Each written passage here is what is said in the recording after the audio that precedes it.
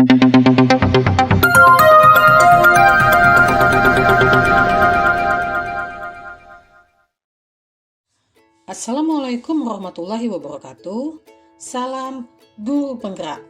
Saya Vero Marisa, calon guru penggerak angkatan ke-8 dari SMA Negeri 1 Muara Beliti, Kabupaten Musirawas, Provinsi Sumatera Selatan. Pada video kali ini adalah praktik penerapan segitiga restitusi untuk menyelesaikan permasalahan-permasalahan siswa yang ada di sekolah saya. Sebagai informasi, segitiga restitusi adalah suatu proses dialog yang dijalankan oleh guru atau orang tua agar dapat menghasilkan murid-murid yang mandiri dan bertanggung jawab. Terdapat 3 tahapan dalam segitiga restitusi, yaitu yang pertama menstabilkan identitas, yang kedua validasi tindakan yang salah, dan yang ketiga menanyakan keyakinan. Pada tahap menstabilkan identitas dilakukan berdasarkan prinsip membuat masalah. Adalah bagian dari proses pembelajaran yang nantinya menggeserkan identitas kegagalan menuju ke identitas kesuksesan. Selanjutnya, tahapan validasi tindakan yang salah dilakukan berdasarkan prinsip-prinsip setiap perilaku berupaya memenuhi suatu kebutuhan tertentu. Guru akan bergeser dari pemikiran stimulus respon menjadi proaktif, sehingga dengan mengenali dan mengakui kebutuhan murid dan akan memperbaiki hubungan dengan murid. Tahap terakhir adalah menanyakan keyakinan. Pada tahapan ini, murid akan diberikan pertanyaan-pertanyaan bermakna untuk memunculkan motivasi secara intrinsik sehingga mampu mengaitkan keyakinan dengan tindakan yang salah. Kasus pertama, Safitri tidak terima salah satu temannya ada yang tidak melaksanakan tugas piket seperti biasanya. Dia marah dan kesal serta teriak-teriak kepada temannya itu. Dan terjadilah adu argumen antara kedua anak tersebut. Assalamualaikum. Waalaikumsalam. Silakan duduk. Oke. Apa kabar? Alhamdulillah. Oh iya, ibunya tadi dapat laporan dari katanya kamu habis bertengkar dengan Dwi ya? Iya Bu, habis saya kesal. Kenapa kamu kesal dengan Dwi? Dwi itu Bu, setiap hari Selasa kami kan pikir kelas bersama. Dan dia tuh sering sekali datang terlambat dan tidak pernah melaksanakan tugas piketnya. Bukan hanya piket kelas Bu, bahkan piket umum pun jarang sekali dilaksanakan oleh Dwi. Terus dia itu tidak bertanggung jawab dan cuek dengan tugasnya. Jadi saya sudah terlalu sering piket sendirian.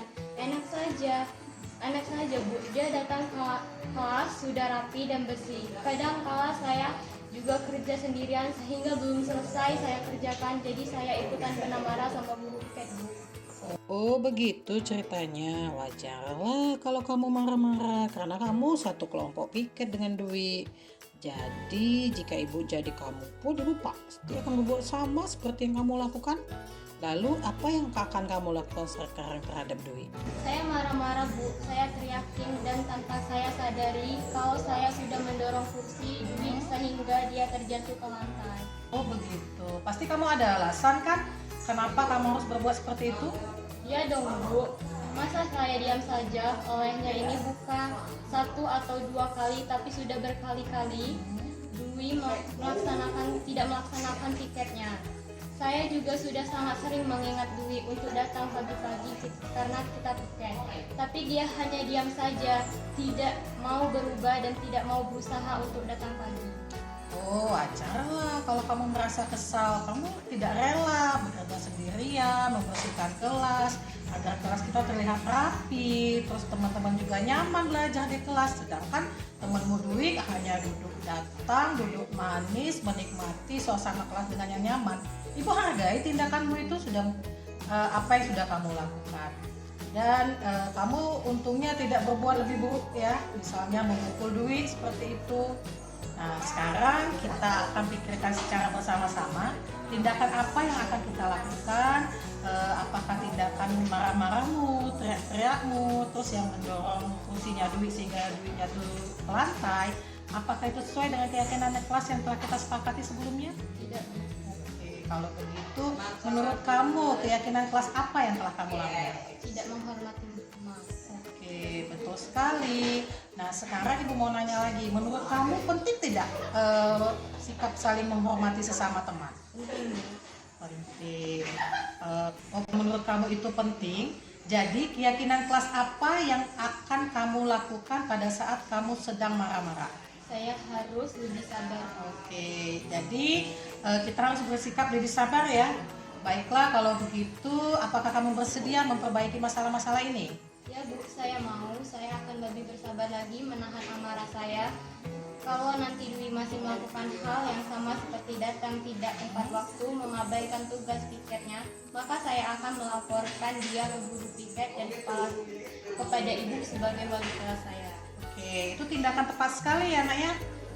Jadi kamu harus bisa bersikap lebih sabar lagi. Jadi kalau misalkan Dwi masih juga datang terlambat, kamu bisa melaporkan kepada guru piket atau bisa melaporkan kepada ibu sebagai wali kelas kamu. Oke? Oke. Oke, nak sama-sama. Ya, silakan kembali ke kelas ya. Ya buat Ahmad. Waalaikumsalam.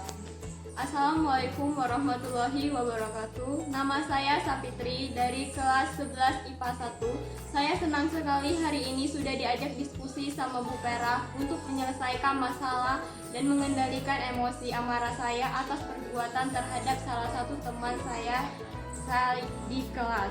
Di sini saya mendapatkan pelajaran bahwa saya harus banyak-banyak belajar bersabar dalam menghadapi setiap permasalahan. Terima kasih. Kasus kedua, Agung seringkali terlambat dalam menyelesaikan dan mengumpulkan tugas-tugas yang diberikan oleh gurunya, sehingga membuat dia tidak bisa untuk ikut melaksanakan penilaian harian yang telah dijadwalkan oleh pihak sekolah.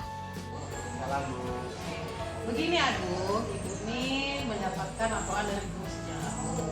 Katanya kamu itu sering sekali terlambat mengumpulkan tugas yang diberikan, terus jarang menyelesaikan tugas yang diberikan, dan kadang-kala kamu itu sering tertidur saat pembelajaran berlangsung. Benar itu? Ya Bu.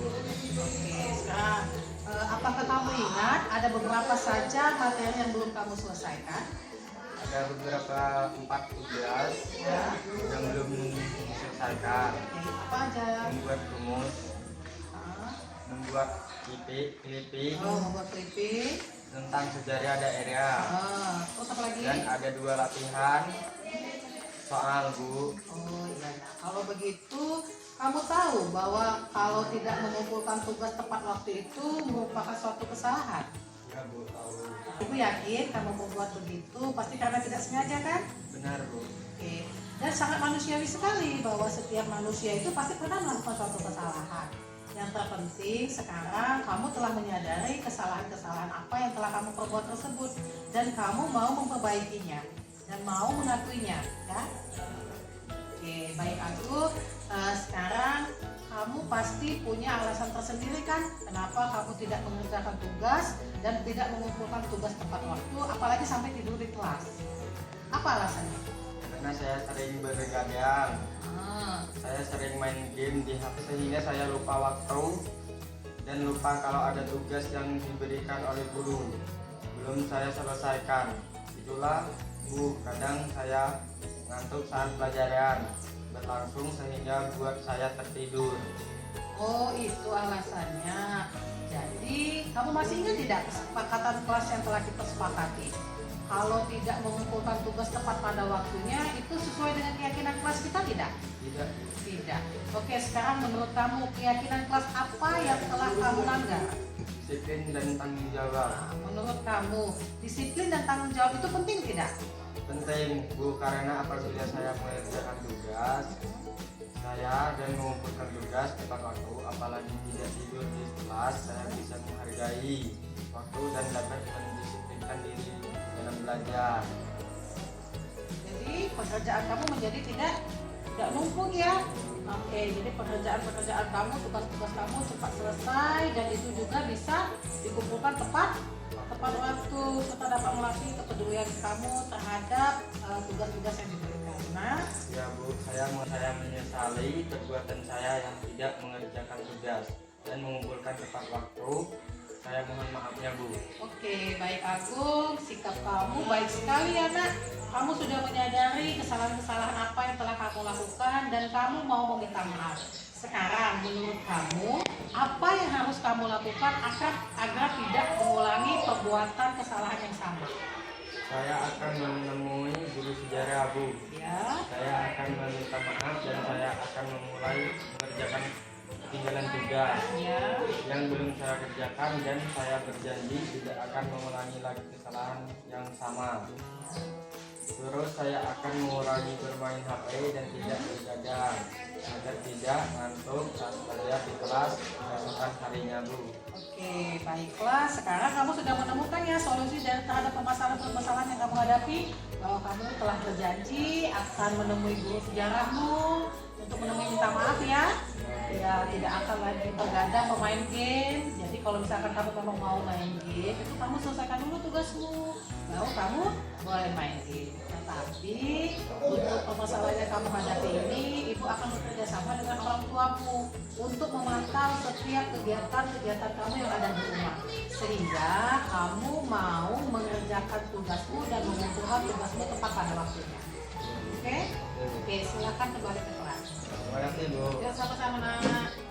Warahmatullahi wabarakatuh. Nama saya Agung Pratama, kelas 10-3. Terima kasih Ibu Guru, saya sudah diajak diskusi dengan Ibu untuk memenuhi solusi terhadap kesalahan yang telah saya lakukan. Saya berjanji tidak akan mengulangi lagi kesalahan yang sama, yang akan mengerjakan semua tugas yang diberikan oleh guru dan mengumpulkan tugas tepat waktu. Terima kasih. Wassalamualaikum warahmatullahi wabarakatuh. Baiklah, demikian video tentang praktik penerapan segitiga restitusi yang telah saya buat. Terima kasih telah menonton video saya. Semoga bermanfaat untuk kita semua. Saya akhiri. Wassalamualaikum warahmatullahi wabarakatuh. Salam dan bahagia untuk kita semua.